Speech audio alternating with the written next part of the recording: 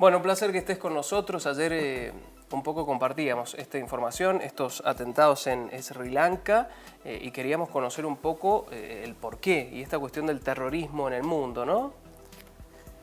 Claro, efectivamente, hace varios años ya que viene siendo protagonista, digamos, los actores armados catalogados como terroristas.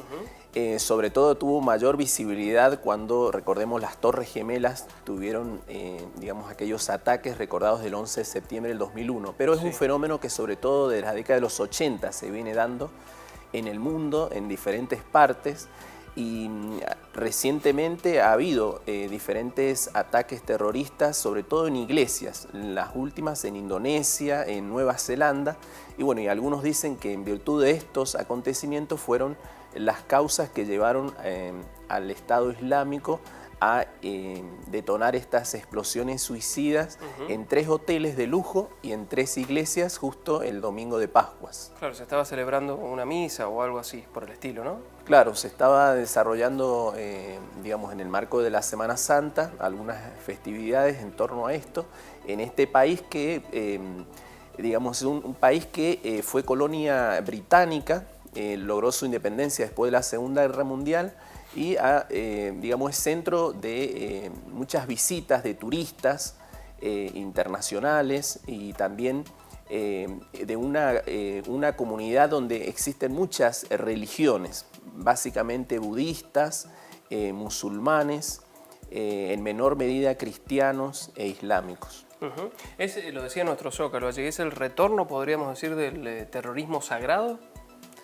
Ese concepto lo utilizan muchos especialistas en torno a las religiones. Justamente Patricia Keimon, una tucumana, me regaló hace unos años un libro que ella editó sobre el terrorismo contemporáneo.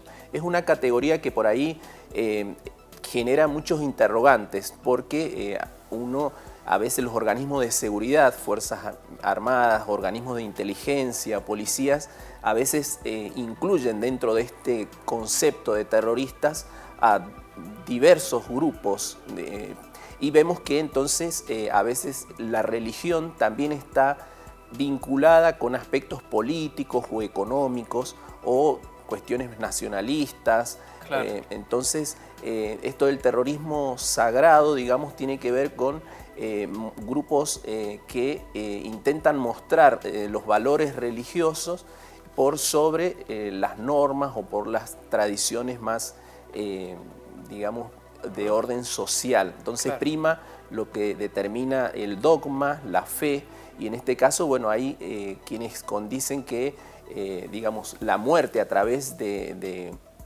un ataque suicida los lleva al paraíso, los lleva a un estadio superior de vida. Entonces, sobre todo el Estado Islámico, ¿no es cierto?, que está disperso en muchos países. No se sabe, digamos, concretamente en qué lugar pueden actuar, pero bueno, los especialistas internacionales se enfocan sobre todo en Egipto, Túnez, Marruecos, Irak, Siria, ¿no es cierto? Ahí tenemos un mapita donde se encuentra Sri Lanka, que está, claro, en el Océano Índico, digamos, debajo de lo que es la India.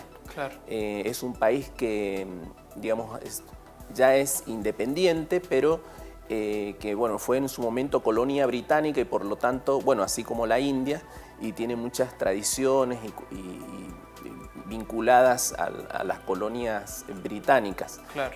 Se advertía, los organismos de inteligencia de ese país habían advertido, sobre todo de la India, que había posibilidades de ataques suicidas en contra de turistas y de cristianos.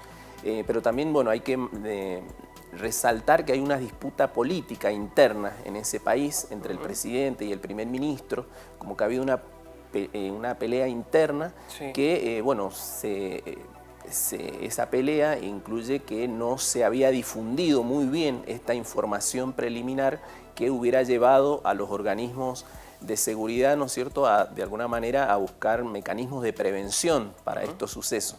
Eso te iba a preguntar, Sergio, si estos grupos terroristas que luchan o el dogma de ellos tiene que ver más con lo religioso, en el último tiempo también han hecho como un reclamo sistemático, digo, están en contra del sistema, lo político, lo económico, lo religioso, ¿se da una mixtura de todo esto? Claro, efectivamente, no se puede desvincular lo religioso o las luchas estas más vinculado a lo sagrado con cuestiones políticas, económicas.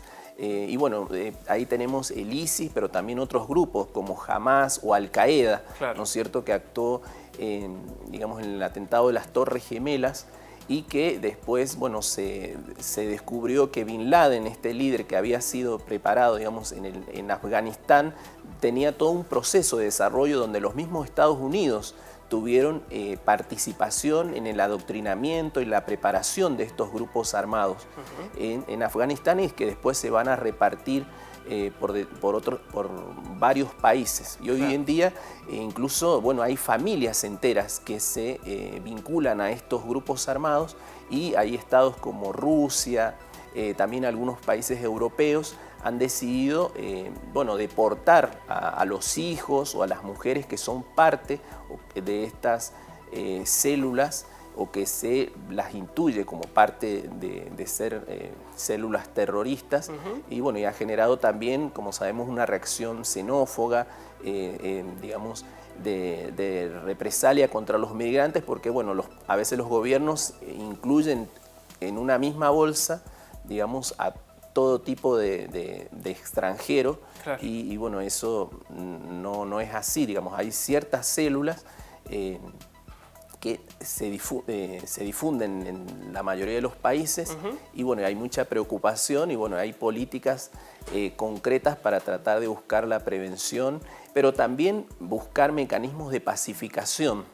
Eso hay que resaltar, que hay diferentes mecanismos de negociación y de acuerdo, de ver cómo se puede revertir esta violencia sistémica que por ahí se ve en estos otros países. Bueno, lo que pasó en Colombia, por ejemplo, con las guerrillas y etcétera, ¿no? Esos tipos de pactos para lograr la paz, básicamente. Sergio, gracias, como siempre, por estar con nosotros, ¿sí? Bueno, gracias a ustedes.